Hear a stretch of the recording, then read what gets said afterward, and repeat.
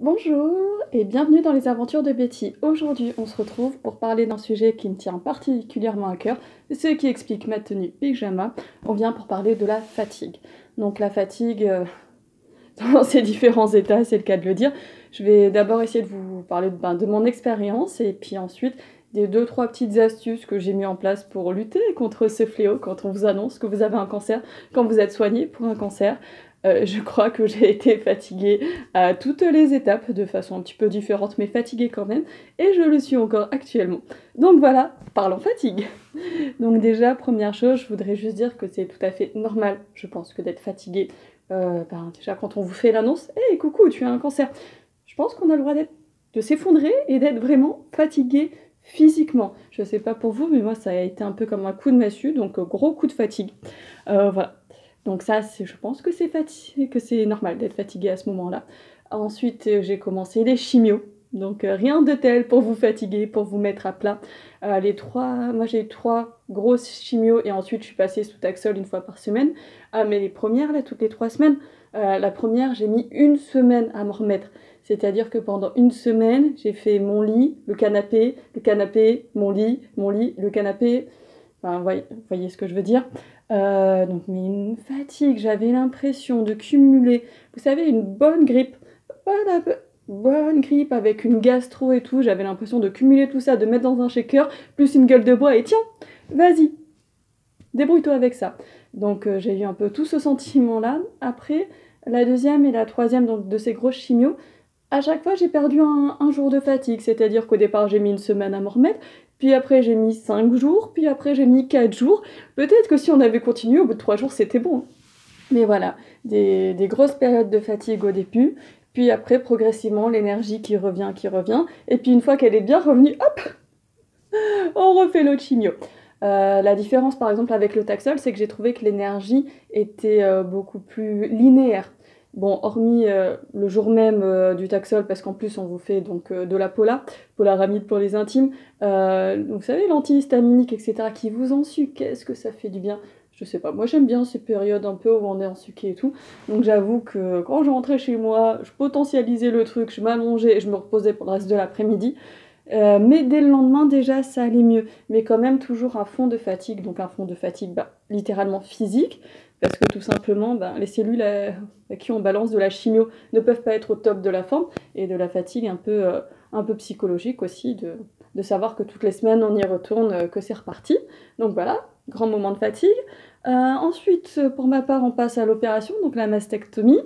Et vu que j'ai eu mal, normal, hein, mais que j'ai un peu eu mal en post-op, et ça fatigue, vu que j'ai eu une super corde de lymphe.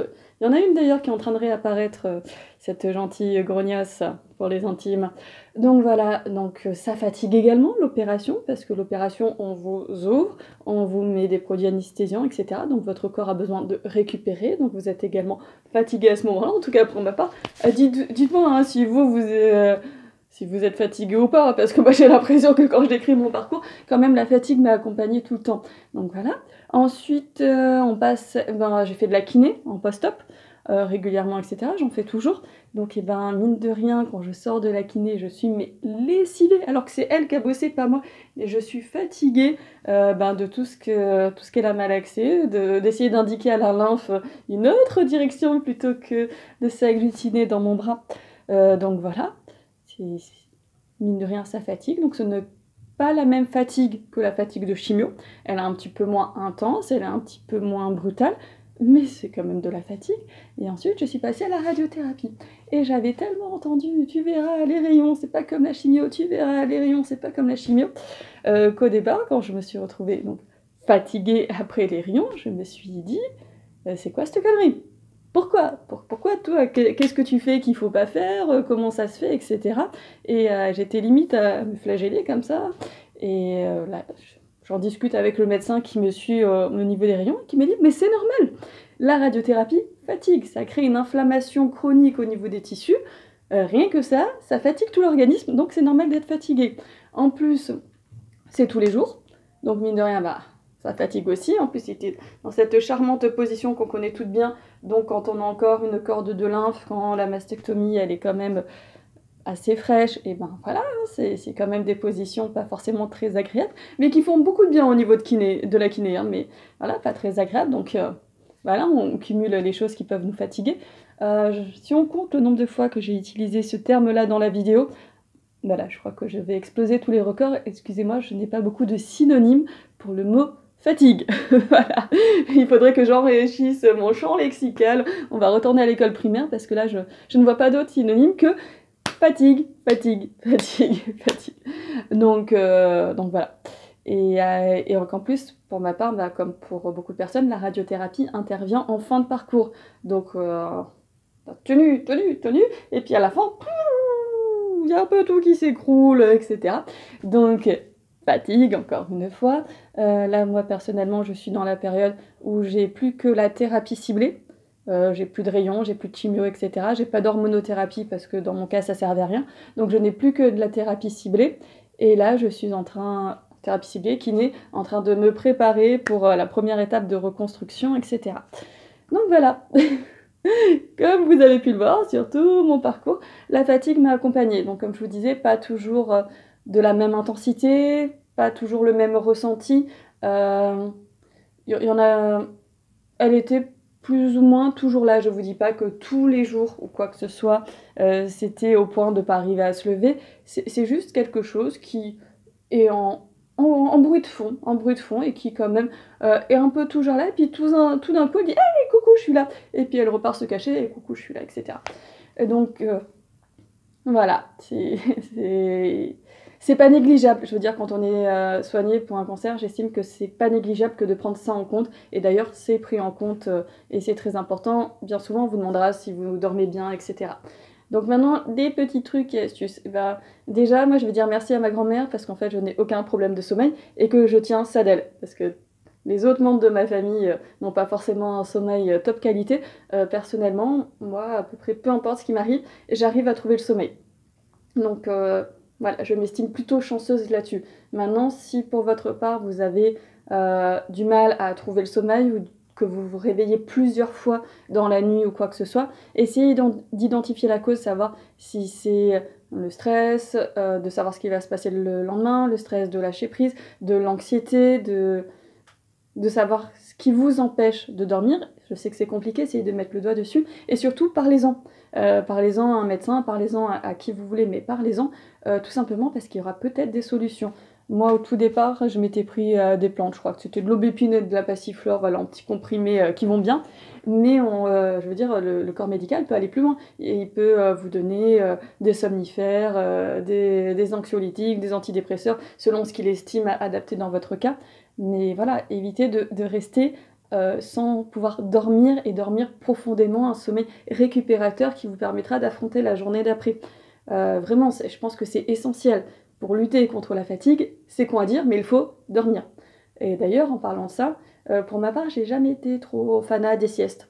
J'en ai pratiquement jamais fait, hein, sauf enfant parce qu'on en fait tous, mais jamais fait tout. Et donc là, j'ai découvert une passion sieste, c'est-à-dire que pratiquement tous les jours, entre 1 et 2 heures, je suis fatiguée. Mais tout d'un coup, j'ai un coup de fatigue qui m'arrive, et en fait, je me pose, je m'installe, donc soit sur mon canapé, soit dans mon lit, on s'en fiche, et je me pose pour 20 à 30 minutes. Alors, je ne m'endors pas forcément, mais je me pose vraiment pour me relaxer, me détendre en mode, vas-y, tu peux t'endormir ou pas. Donc, souvent, je suis quand même un petit peu consciente. Ça me fait le plus grand bien. Les fois où j'essayais de lutter en me disant non, c'est bon, maintenant, il y en a marre, t'es plus en chimio, machin et tout, tu devrais pas avoir besoin de faire la sieste. Et les fois où j'ai essayé de lutter contre mon corps qui me disait hey girl, tu es fatiguée, va te reposer, ça a été horrible. Donc vraiment, n'hésitez pas à vous faire plusieurs moments de sieste.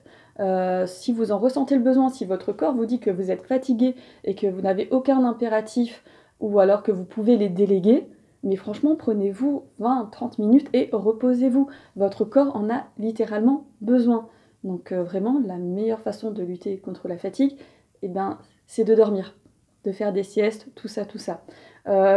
Autre petite astuce qui paraît bête, mais en fait, c'est de fatiguer son corps physiquement. C'est-à-dire que, pour ceux qui traversent ça, ils le savent, hein, rien n'est mieux que la fatigue physique. Mais une vraie fatigue physique où vous avez bougé ou quoi que ce soit. Donc au départ, on est d'accord, je ne vous parle pas d'aller faire un marathon. Personnellement, moi au début, c'était ne serait-ce qu'être assise un peu dans la journée, et pas juste être allongée dans mon lit et allongée sur mon canapé, hein, de passer un peu en position assise, tout simplement, parce que ça envoie des hormones, des messages, etc. dans votre corps qui dit ah, donc là, c'est la journée, là, elle est assise, donc elle va faire des choses, elle va se mettre en action, etc.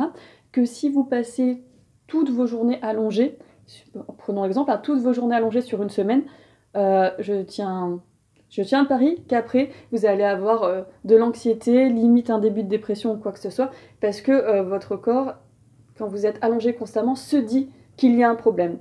Donc, il vous fait ressentir qu'il y a un problème.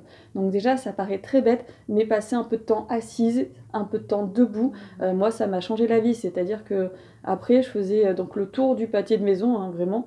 Ça me prenait un quart d'heure, alors qu'en temps normal, ça me prend 3 minutes. Les premières fois, je l'ai fait accompagner. Hein, je suis allée voir ma maman, j'ai dit « Eh, tu veux pas m'accompagner pour faire le tour du pâté de maison de chez moi ?» Parce que je me sentais faible, parce que je marchais plus lentement qu'une mamie de 90 balais. Et ben, c'est pas grave. Je le faisais quand même, ça me forçait à sortir, je faisais ça une fois par jour, hein. Ça me forçait à sortir, ça me forçait à prendre l'air. Je rentrais, j'étais fatiguée, ok, seulement d'avoir fait le tour du pâté maison, j'étais fatiguée, c'est pas grave, je me reposais, j'allais mieux, et j'avais aussi une espèce de satisfaction à la fin de la journée de me dire que j'avais fait quelque chose, même si c'était pas grand chose, que j'avais fait quelque chose. Et après, chaque jour, eh ben, vous pouvez rajouter un petit peu si vous le sentez, si ça devient plus facile. Moi, je sais qu'après, mes balades, selon mon état de fatigue, devenaient de plus en plus longues, de plus en plus agréables. Et ensuite, je me suis mis aussi à me remettre au sport, à faire donc du yoga, du pilates, qui sont particulièrement conseillés. En plus, il y a tout plein de déclinaisons, de pilates rose, de yoga rose, etc. Donc, il ne faut pas hésiter. Donc voilà, vous êtes fatigué, il faut dormir, et quand on est fatigué, pas au point d'être vraiment totalement amorphe ou quoi que ce soit, eh bien il faut quand même faire de l'exercice physique. Donc de l'exercice physique adapté, on est d'accord, selon comment vous vous sentez, selon tout ça, je ne vous dis pas d'aller faire l'Ironman demain. Il y en a qui le font, franchement, respect à eux. Donc ça, et autre chose qui peut être utile dans les fatigues, c'est... J'adore manger des cochonneries. Je suis fan, hein. Vous demanderez à mes amis, je suis capable de m'enquiller des paquets d'M&M's, voilà, les petits, les gros, sans que ça me pose aucun souci. Je vous l'avais déjà dit, pendant toutes mes chimios, vu qu'en plus c'était au début et que ma tumeur était quand même active, j'ai arrêté toutes les friandises, j'ai arrêté tout ça. Et je me suis rendu compte que bizarrement, quand on limite le sucre, notamment le sucre rapide, le sucre raffiné, tous les produits industriels transformés, etc., et ben, bizarrement, on a plus d'énergie. Oui, je sais, j'ai fait la découverte de l'année, personne n'a pensé à le dire avant, etc. Donc après, si ça vous fait envie, allez-y. J'aurais tendance à dire, vous avez déjà un cancer, ça serait con de vous priver de choses qui peuvent vous faire plaisir ou du bien. Voilà, chacun fait ses choix, il n'y a pas de souci. Moi, je sais que quand je limite cette dose de sucre rapide, et ben bizarrement, j'ai plus d'énergie. Parce que quand on va s'enquiller la plaquette entière de chocolat, oui, parce que moi j'ai fait pas les choses en demi-mesure, hein, j'arrive pas à prendre un carré et basta, en règle générale, la moitié de la tablette y passe et l'autre moitié dans le reste de la journée.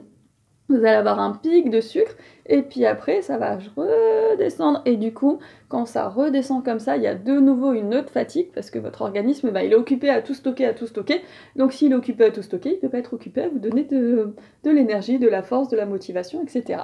Donc, manger sain, équilibré pour rester en bonne santé, pour essayer de retrouver la forme et la santé, c'est utile, et ça agit aussi sur l'énergie.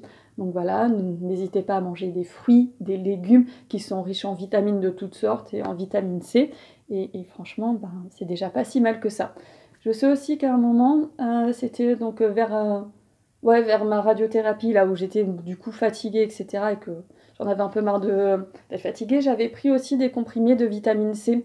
Alors, dans la pharmacie où je vais, la préparatrice qui est adorable et qui du coup m'a conseillé, m'a dit prends plutôt de la vitamine C naturelle. Donc son nom donc là c'était de l'acérola, L''acérola.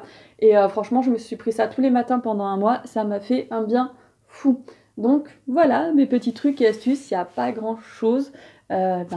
Dormir, faire de l'activité physique adaptée, avoir une alimentation pas trop riche en gras, en sucre rapide, raffiné, transformé, produits transformés industriels. Essayez plutôt d'avoir une alimentation riche en légumes, en fruits, en choses bonnes pour la santé. Et pourquoi pas aller dans les compléments alimentaires. si l'envie et le besoin s'en fait ressentir. Voilà, c'était à peu près tout ce que j'avais à dire sur ce sujet passionnant qui est la fatigue. Ah, et si vous êtes fatigué, n'hésitez pas à en parler à une des personnes qui vous suit dans le corps médical. Peut-être qu'ils pourront aussi faire quelque chose pour vous. C'est pas négligeable. Voilà, sur ce, je vous souhaite une bonne journée et à bientôt pour de nouvelles aventures. Bye!